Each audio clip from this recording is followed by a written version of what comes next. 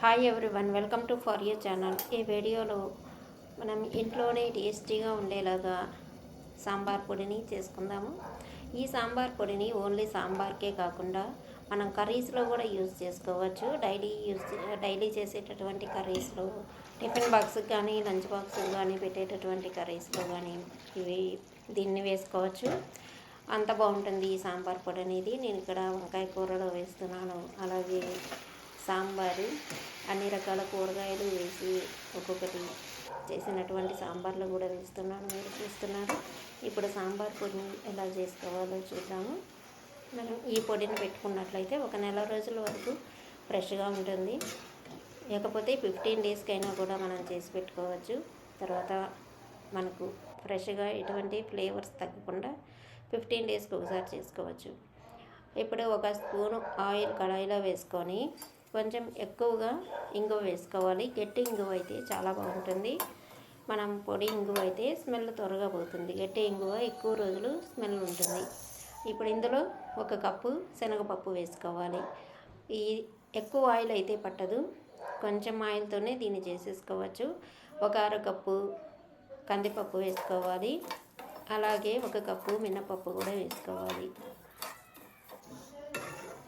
ఇవన్నీ వేసుకున్న తర్వాత బాగా ఎర్రగా వేయించుకోవాలి. చిన్న మంట మీద వేయించుకోవాలి.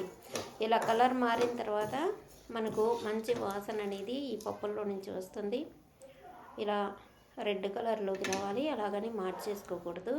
దీన్నంతా కూడా ఒక ప్లేట్లో తీసుకొని ఇప్పుడు 3 ఒకే కప్పు యూజ్ చేస్తున్నాను నేను ఇక్కడ. 3/4 కప్పు వరకు ధనియాలు వేసుకొని ఆయిల్ లేకుండా వేయించుకోవాలి. ఈ ధనియాలు కూడా వేగిన తర్వాత ఈ పప్పుల్లోనే వేసేసుకోవాలి. ఇప్పుడు ఇందులో 1 టేబుల్ స్పూన్ మెంతులు, అలాగే 1 టీ స్పూను ఆవాలు తక్కువ వేసుకోండి. ఇవి త్వరగా వేగిపోతాయి. వీటికి కూడా ఆయిల్ వేయాల్సిన అవసరం లేదు. ఇవి ఒక 2 నిమిషాల్లోనే మనకు కలర్ చేంజ్ అయిపోతాయి మెంతులు అనేవి, ఆవాలు కూడా. ఇప్పుడు ఇందులోకి 1 టేబుల్ స్పూను బియ్యం కూడా వేసుకున్నట్లయితే మనకు సాంబారు కొంచెం చిక్కగా వస్తుంది, మంచి టేస్ట్ కూడా వస్తుంది. మనకు పాతకాలంలో అయితే బియ్యం పిండిని వేసేవాళ్ళు సాంబార్లో. దానికి బదులు మనం సాంబార్లోనే 1 స్పూన్ బియ్యం వేసేసుకుంటే అదే టేస్ట్ వస్తుంది. ఇప్పుడు ఇందులోకి 4 మట్టలు కరివేపాకుని తుంచి బాగా వేడి చేసుకోవాలి. పచ్చిదనం అంతా పోయే వరకు ఈ బాణర్లోనే ఆయిల్ లేకుండా వేయించి ఇవన్నీ కూడా పప్పుల్లోనే వేసేసుకోవాలి. ఇప్పుడు ఇందులోకి ఎక్కువ ఎండుమిరపకాయలు అయితే పడతాయి. 150 గ్రాముల వరకు ఎండుమిరపకాయలు తీసుకొని బాగా కారం ఉండేటటువంటివి 1 స్పూను ఆయిల్ వేసుకున్నట్లయితే మనకు త్వరగా ఫ్రై అయిపోతాయి. ఇక్కడ నేను 2 రకాల ఎండుమిర్చిని యూజ్ చేస్తున్నాను. కలర్ కోసం కాశ్మీరీ మిర్చిని, కారం కోసం మన మామూలుగా వాడేటటువంటి ఎండుమిర్చి వేసుకోవాలి.